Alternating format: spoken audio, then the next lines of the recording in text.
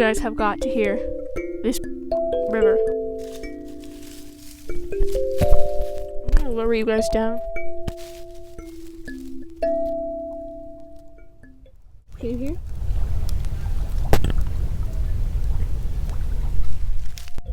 Hello everyone. I come to you sitting dangerously close to a river to bring you the message that Cometet the doll is almost complete. I have built her. Watch this video to see how I made her ears, her eyes, her eyelids, her hair, and her tail. Yeah. So first I made her ears. I tried out a couple of different shapes, but I ended up with, how I've been drawing her, these kind of droopy, big, conical ears. I tried out regular horse ears as well, but they didn't work with the composition of her face, so I just scrapped it. And then when they were dry, I broke them off and I glued them back on just for extra stability. And I also went around like the edges with glue. I just painted around the edges with glue just to stick it on for sure. And then I painted them white to match the rest of the body. So I put on some gloss like the rest of her body in the last video to seal.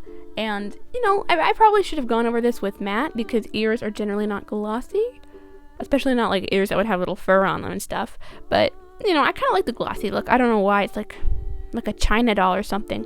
And then I started painting the inside of her ears pink. Now, generally, animals' ears are like pink on the inside, I'm pretty sure, because you can see the blood through them and it's coming through the skin, so it doesn't make a lot of sense for Cometet since her blood is like water, ice water, and it would be like bluey, or like transparent, I guess. But I felt like there was too much blue. I felt like her eyes are black and she's got like blue blush. And she's got white hair, so there's not a lot of contrast. There's no accent color. And pink and white and blue go really nice together, so I was like, well, it can be like a thin layer of fur on her ears, just for decoration. And here I am making her like eye outline, her eyelashes, I suppose. This is the most precise part of the doll because you have to be very, very careful to make sure the lines are straight and everything, and obviously you need to go back in with the white and fix this line here and straighten this line there. Her eyes are kind of cartoony and they're not very detailed, and I feel like, the reason I did this was because, well, first of all, that's how I draw her. Her eyes are black holes, so they're supposed to be just inky dots of blackness. But also because I wanted her to really look like my style, but as a doll. So next I did her eyebrows, which are similar to her eyes in they're just little black little black lines. I feel bad for her. She has a perpetually worried expression. That's always how I've drawn her because she has to deal with so much crap in the story. So sorry about that, Cometet. So this is always the funnest part, putting on the blush. It's like when you were like 10 years old and you would go on Dolls Divine and do one of those makeup simulators, but it's funner because you get to do it yourself. Yep. So just give her a little bit of blush with regular old acrylic paint. During this whole like blushing process, I also wanted to go over parts of her body that would naturally be more blushed. It was really hard to strike a good balance. Still not sure that I got it right, but I did the tips of her fingers and her collarbones and her knees, and I couldn't really do her knees, but around her knees at least. Since her knees are made out of hot glue material. Yeah. And here I am giving her another animalistic feature that makes no sense with her anatomy. I gave her a little cat nose looking thing, even though she's a horse. See, look, it's very subtle, but it's there, like a little line of blue on the tip of her nose, but I think it looks cute, so. Oh, and I also made her lips like blue to define them.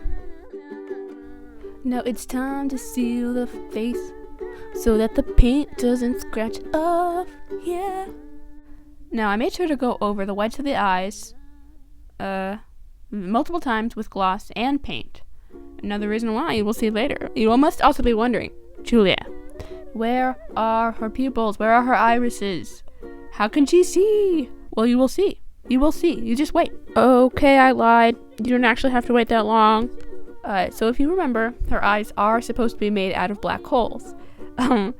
So I cut out little circles of construction paper, because construction paper is quite matte. And you might be wondering, Julia, why don't you just use black paint and put matte varnish over it? Why are you going to make this so complicated?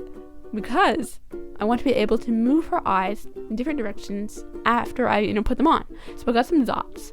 You can use whatever glue dots you want if you were following along at home. And put them on the back and put them on the whites of her eyes, so that whenever I want to move her eyes and make her look in different directions, I can just get some tweezers and move it around.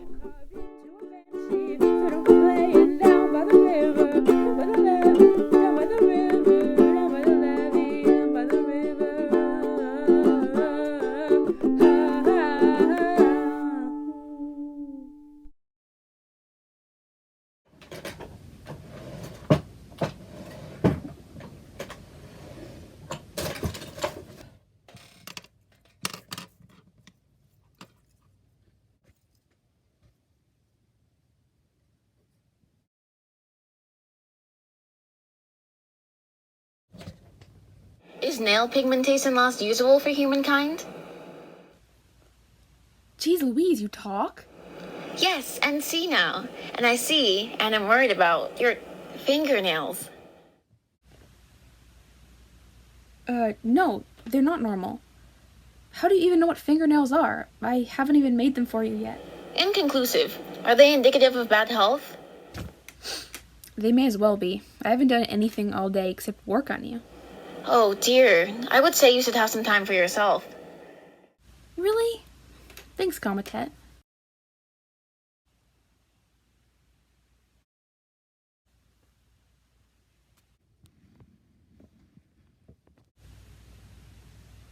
I really should give you the ability to blink, huh?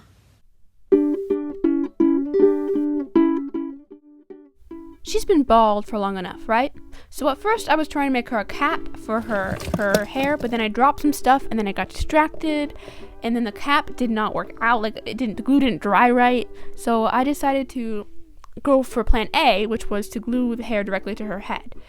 Because, I was like, well, maybe I'll do this, but if the cap works out, I'll do that. Which is why, my nails are not continuous with the time frame, because I did this first. So I wrapped this yarn around, it's folded over cardstock, and then I cut it out so that all these pieces would be the same length, roughly, and then I untwisted the yarn so that they would be curly and thin, and then I made a bunch of them, but then I got bored, so I was like, well, I'm going to move on to the tail for now and go back to the hair. So this green wire that I made her tail out of is garden wire, and it's actually quite prone to snapping if it's bent enough, so I wove in a different kind of wire just to make sure that her tail would not break if I, posed it enough, just to make sure it was extra sturdy.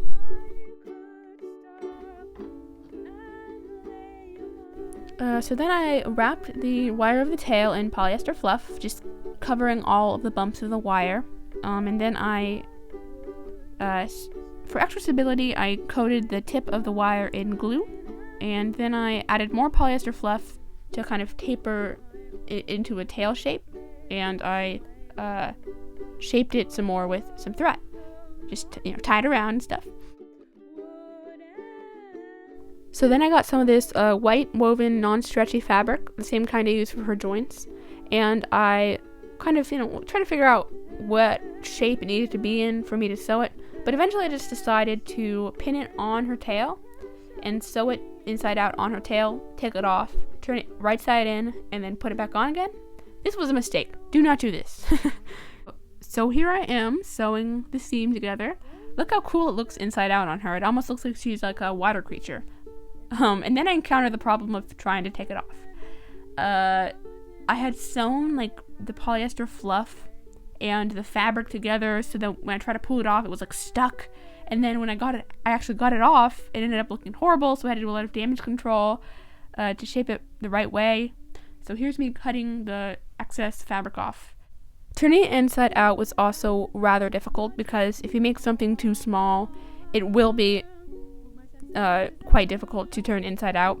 But I did it, and then I tried to put it back on, which was also running up a hill backwards, you know what I mean? But I did it, and here it is. And then I got some of this extra hair I had, and I sewed it onto the tip of the tail to make a cute little unicorn goat tail, I use what are called self-threading needles, which are basically like the lazy man's needle. You just kind of push the thread into the needle instead of threading it. So yeah, you don't even need to tie it if you're doing something like this. So yeah, sewed it on and looks pretty good. Here's me showing off the tail.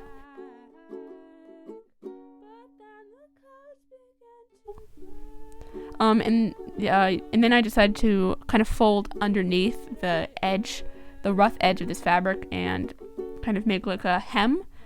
Yeah.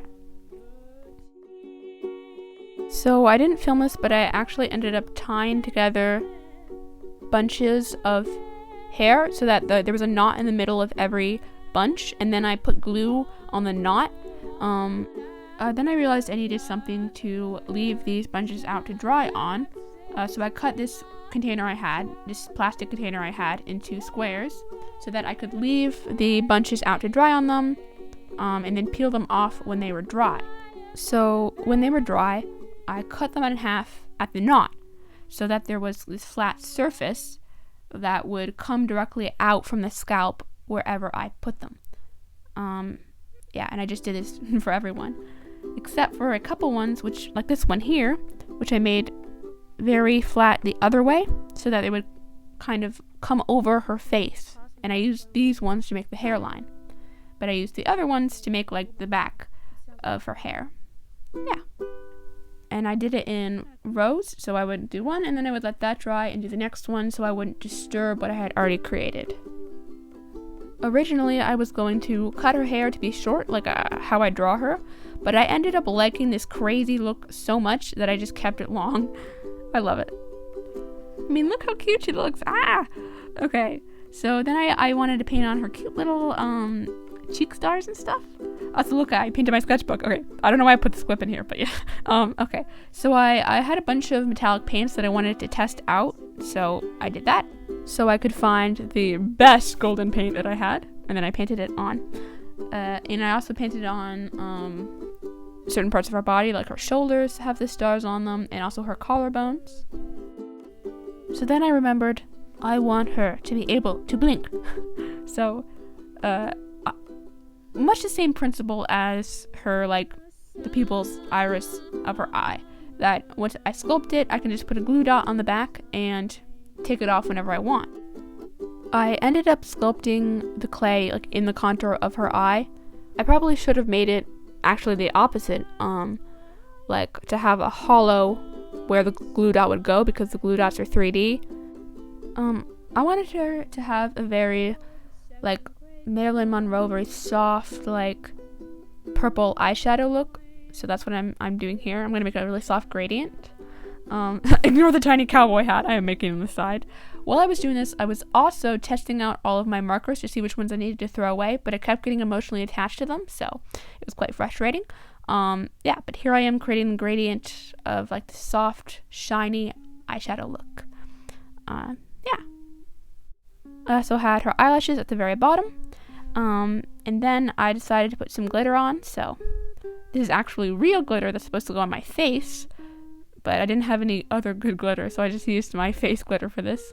So I put it on, and then I put some gloss over it so that I could, like, seal it. And yeah, here's her. She's basically complete. So I am really happy with how she turned out. Like, obviously, her eyelids don't look quite right, but you know what? It's fine. I can't wait to make clothes for her and stuff. It's obviously gonna take me a while, just like this video took me, but yeah, here's her finished look.